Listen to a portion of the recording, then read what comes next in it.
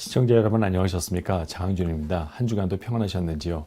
요즘에 나쁜 바이러스가 유행하고 시국이 어수선한데 여러분들께서는 어떻게 지내시는지요? 저는 여러분 모두가 항상 건강하고 행복하시기를 바랍니다. 각별히 건강에 유념하셔서 절대 신종 코로나 바이러스에 걸리는 분들이 한 명도 없었으면 하고요.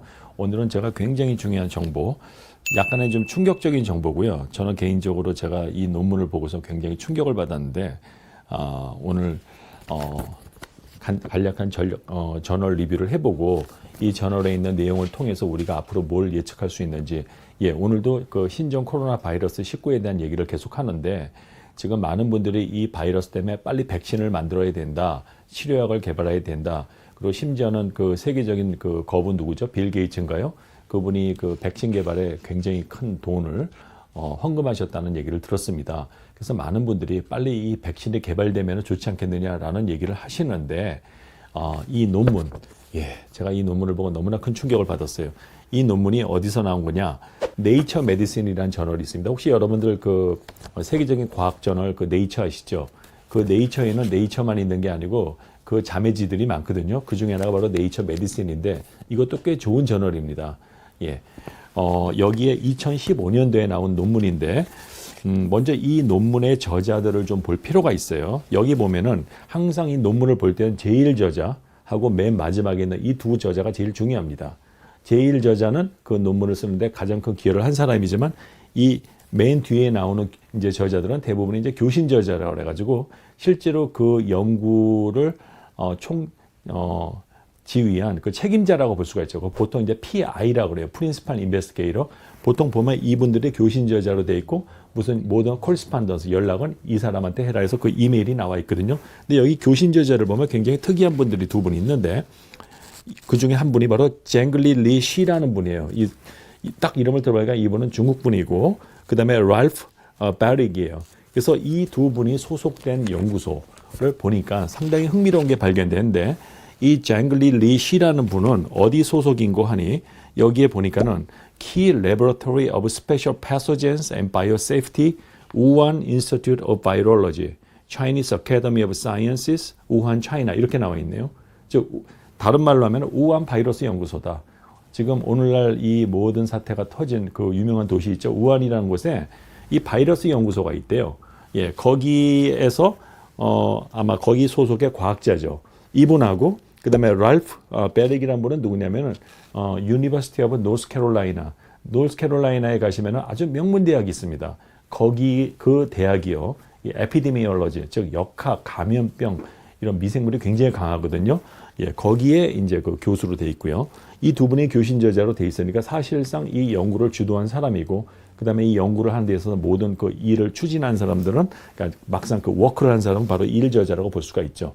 그런데 이게 상당히 재밌는 게, 우한 바이러스 연구소와 미국의 합동 연구로 2015년도에 이 바이러스 모델을 만들었어요. 즉 이게 무슨 말이냐, 바이러스 모델이 이게 무슨 말입니까?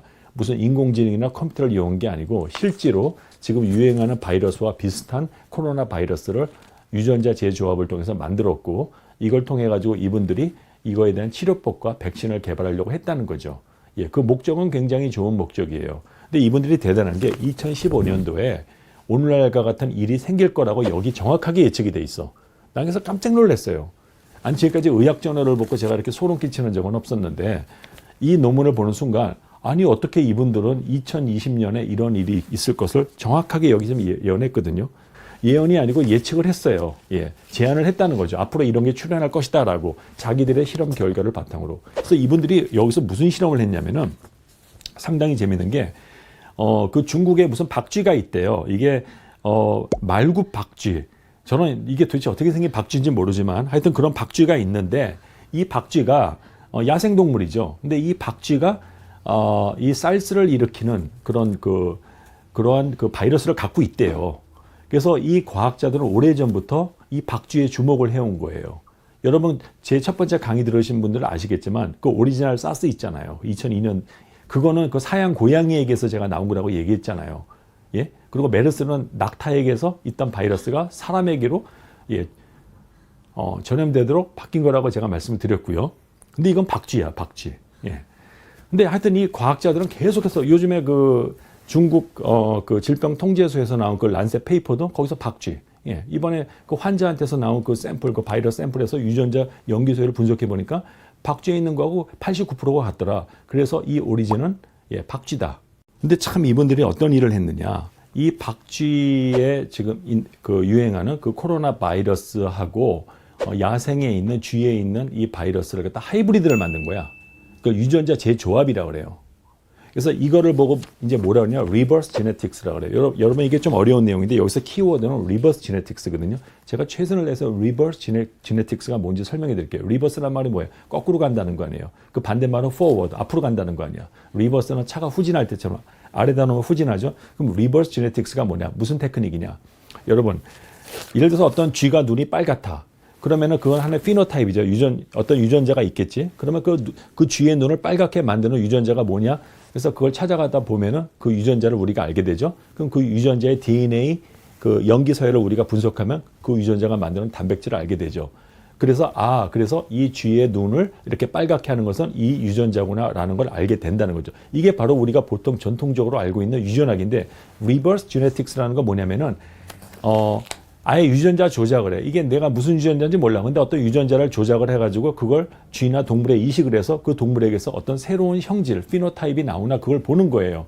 그래서 만약에 내가 유전자 A를 조작을 해서 넣었더니만 파란색의 쥐가 갑자기 빨간 눈을 갖게 됐다. 그러면은 이 유전자는 이 쥐의 눈을 빨갛게 하는 그러한 단백질을 만드는 거구나라는 걸 알 수 있다는 거죠. 그리고 어떻게 하냐? 그럼 이 유전자를 갖다가 기존에 알려져 있는 유전자 데이터베이스에 있는 소위 시퀀스를 같이 비교를 해서 알고 보니까 이 유전자가 B라고 하는 유전자하고 서열이 80%가 같더라. 근데 그 B라고 하는 유전자가 만드는 단백질은 이러한 단백질이 있다. 그러면 그러면 이 유전자도 그와 비슷한 단백질을 만드는구나 라는 걸 알 수 있다는 거죠. 예. 그래서 이게 바로 리버스 제네틱스예요. 그러니까 리버스 제네틱스를 한다는 말은 뭐냐? 유전자 조작을 한다는 거죠. 지네틱 엔지니어링을 한다는 겁니다. 그렇게 해서 A라고 하는 바이러스와 B라고 하는 바이러스를 합쳐가지고 전혀 다른 바이러스를 만드는 거죠. 이걸 보고 카이메라라고 해요. 바이러스를 카이메라. 그래서 이러한 유전자 재조합 바이러스로 이러한 지금 신종 코로나 바이러스 매우 유사한 바이러스를 만들어서 이분들이 쥐에다가 실험을 해보니까 이게 아주 독성이 굉장히 강해져. 특히 그 박쥐에 있는 아까 그때 제가 코로나 바이러스 설명할 때 그 스파이크 프로틴 얘기했죠. 이게 박쥐에 있는 걸 갖다 이거를 이식을 하니까는 이때부터 이게 아주 폐렴을 일으키는 능력이 굉장히 뛰어나게 됐대요. 그래서 이 학자들이 우한 연구소와 미국의 이 과학자들이 이 모델을 이용해서 백신을 개발하려고 그랬고 두 번째는 면역치료법을 개발하려고 그랬어요. 면역치료가 뭐냐? 모노크로널 엔티바디, 즉 단핵 항체라는 게 있거든요. 예를 들어서 이 바이러스가 공격하는 그 기전 중에 하나가 아까 제가 얘기한 ACE2 그 효소에 가서 붙는다 그랬잖아요. 그러면 요거를 블로킹하는 항체를 만들어 가지고 그러면 이 항체만 있으면은 이 바이러스에 걸린 사람들 이 주사를 놔주면은 바이러스가 더 이상 붙지 못하는 거 아니야. 상피세포에. 그 ACE2 효소에 못 붙으니까 이게 병치료 효과가 있지 않을까 해서 이러한 시도를 했는데 여러분 어떻게 나왔을까요? 예, 백신도 실패했고 모노크로널 엔티바디로도 치료를 못했다고 나오네요, 여기에. 예. 그래서 저는 깜짝 놀랐습니다. 이 페이퍼가 5년 전에 오늘날의 사태를 정확하게 여기 지금 예측을 했고 그리고 자기들이 실험실에서 백신과 면역치료, 임뮤노세라피, 모노크로널 방법 해봤는데 전부 효과가 없었대요. 예, 여러분 참 섬뜩하지 않으신가요? 예. 그리고 또 하필이면 그 우한 바이러스 연구소가 있는 데서 또 이 사건이 벌어진 거 아니에요. 그 연구소하고 그 시장 있잖아요. 그 시장이 한 뭐 300m 정도 거리밖에 안 떨어져 있다고 그래가지고 지금 이게 지금 또 많이 오해를 받게 생겼어요. 지금 가뜩이나 지금 근데 이 연구소에서는 제가 볼 때는 좋은 의도로 미국하고 빨리 이 코로나 바이러스가 위험해지기 전에 우리가 어떤 백신을 개발하거나 치료법을 만들자는 좋은 의도로 이러한 실험을 했는데 어떻게 보면 참 위험한 실험이죠. 어떻게 보면 인간이 건드려서는 안 되는 판도라 상자를 건드린 것 같기도 하고. 근데 아무튼 이분들은 좋은 의도로 이러한 바이러스를 만들었는데 백신도 소용이 없고 면역치료, 모노크로널 엔티바디 소용이 없다고 나와요. 이 페이퍼에. 예. 그래서 우리 빌 게이츠 그 거부가 그 많은 돈을 투자해서 지금 백신 개발을 한다고 하는데 과연 우리 인류가 코로나 바이러스를 예방할 수 있는 백신의 개발에 성공할 것인가? 글쎄 이 페이퍼 보면은 성공할 가능성이 별로 없어 보이는데요. 예, 벌써 우리는 그걸 알 수 있는 거고, 제가 오늘 또 굉장히 중요한 얘기를 해드릴게요.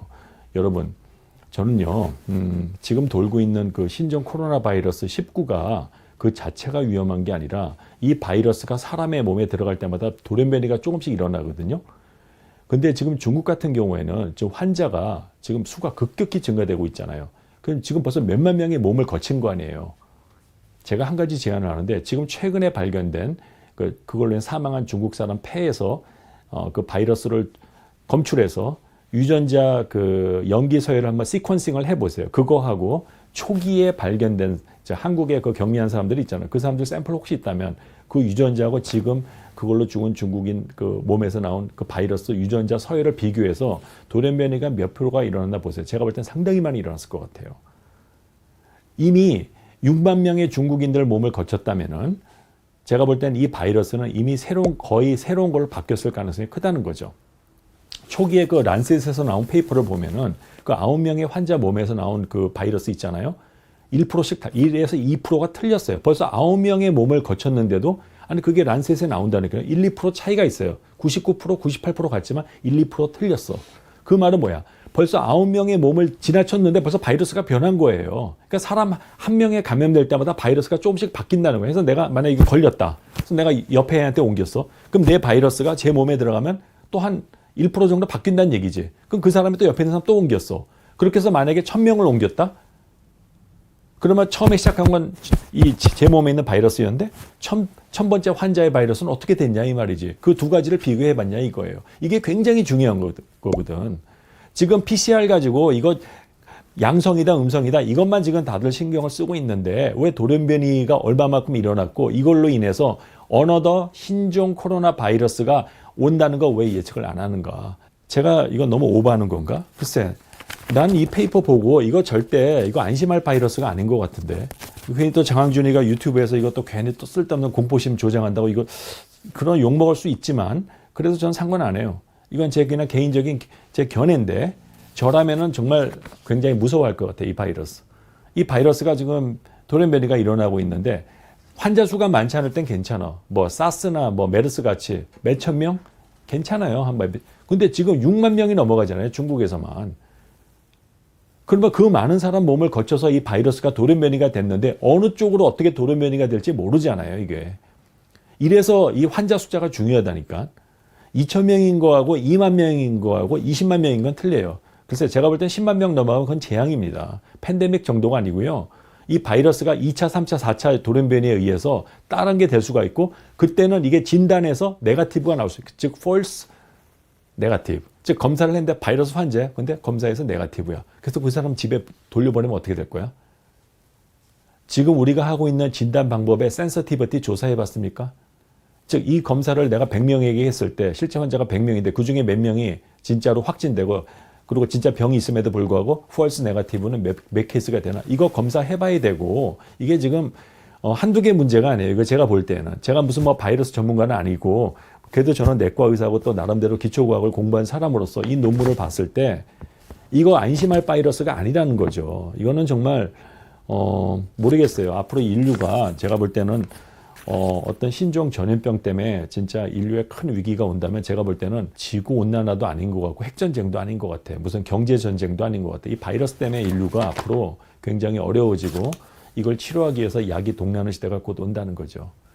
그래서 정부에서는 지금부터 비상대책을 세우셔서 지금 뭐 이걸 치료할 수 있는 방법은 없지만 일부 에이즈 치료제가 이거에 효과가 있다는 얘기도 있으니까 지금부터 그런 약제들을 갖다가 국가 지원하여서 많이 생산해 가지고 여차하면은 중국의 지금 후베이성에 사는 것처럼 그냥 1차 진료나 아니면은 지금 응급실이나 지금 병원에서 최전선에 있는 의사들이 그냥 바로 무슨 DNA 이딴 검사하지 말고 그냥 병이 의심되면 바로 약을 쓰는 거죠. 특히 항생제 중에서 아지스로마이신, 레보플록사신, 그다음에 오셀타미비아 같은 항바이러스 약, 그다음에 일부 에이즈 치료제 중에서 이 바이러스에 효과가 있다고 판단되는 약들은 지금부터 대량 확보하셔야 됩니다. 앞으로 이런 약들 구하기 굉장히 어려울 것 같고요.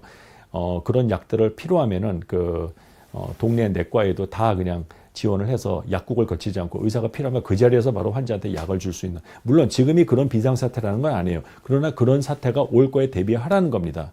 예, 제가 볼 땐 중국이 지금 그렇게 해야 된다고 저는 생각해요. 물론 이게 가볍게 끝날 수도 있어요. 한 4월이 뭐 지나면은 뭐 수그러들 것이다. 뭐 그렇게 예측하는 분들이 있고, 전 제발 그러길 바랍니다. 저는 절대 비관론자가 아니고 음모론자도 아닙니다. 단지 합리적인 예측을 해보자면 이 바이러스가 4월이 지나서도 끝나지가 않고 더 제2차, 3차 돌연변이에 의해서 중국발 어너더 새로운 신종 코로나 바이러스가 출현할 수 있다는 겁니다. 그래서 우리는 거기에 대해서 대비를 해야 되고, 세계보건기구는 이거에 대한 대비까지도 하고 워닝을 해줘야 되는데 왜 이런 걸 하나도 안 하고 있는지 모르겠어.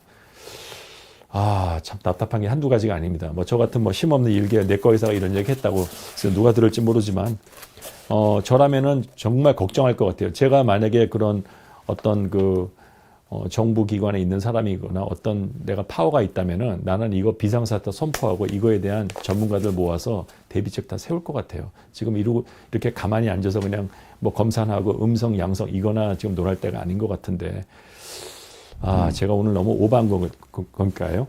여러분들, 제가 오늘 무슨 여러분들 걱정하게 하려고 그런 게 아닌데, 참, 우리가 모르는 게 너무 많다는 거죠. 미국 질병통제소에서 그랬거든요.